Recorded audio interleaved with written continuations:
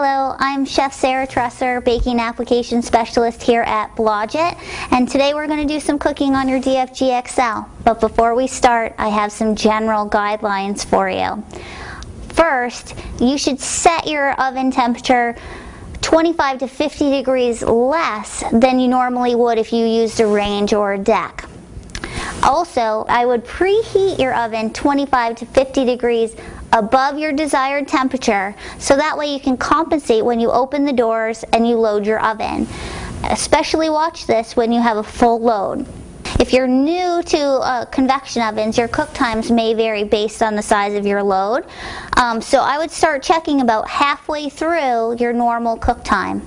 And then last but not least, the fans must be running for the oven to heat. I'm going to show you how to do some French fries, which we have here on the fry pan. We have roasted potatoes and a frozen macaroni and cheese. A quick tip with your French fries, make sure that you evenly distribute throughout your pan, maybe even leaving a little less in the center that way it evenly browns throughout. Also, with the roasted potatoes here, we're just going to do some simple Idaho potatoes with olive oil, salt, and pepper. And then the frozen macaroni and cheese, which we'll keep the lid on for a while and then pull it off to let it brown up after it starts to bubble.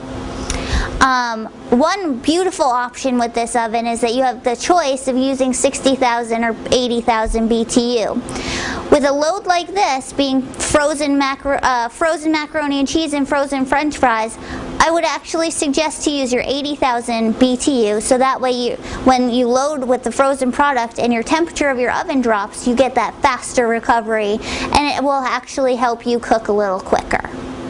And now we're going to load the oven.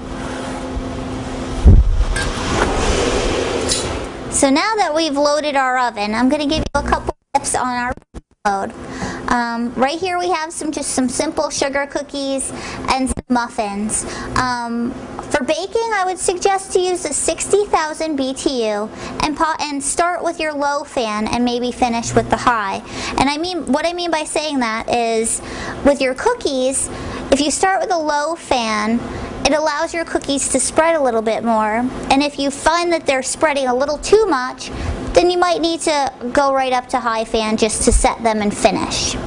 And then for your muffins, the benefit of having a 2-speed fan, with the low fan you will allow it to rise up gently and get a little skin on it, and then you put it into high fan to finish, and that will help reduce that leaning, because when the high fan is hitting on a batter like this, it's very fragile and it can actually start to push them aside. So if you start with the low fan and then finish with the high fan, you'll get a better result. So for roasting in your convection oven, I have a couple tips for you. One, I would take a hotel pan and fill it about halfway full of water and put it on the bottom rack of your oven. This will help reduce shrinkage. One thing to remember though is never place anything directly onto the floor or the bottom of the oven. This will restrict airflow and create an undesirable bake.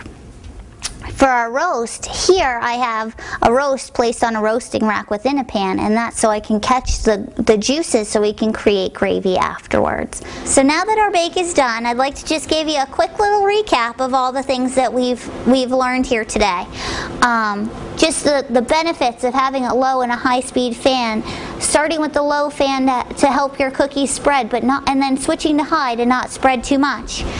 Allowing your muffins to come up gently and then switch to high, so you reduce that leaning.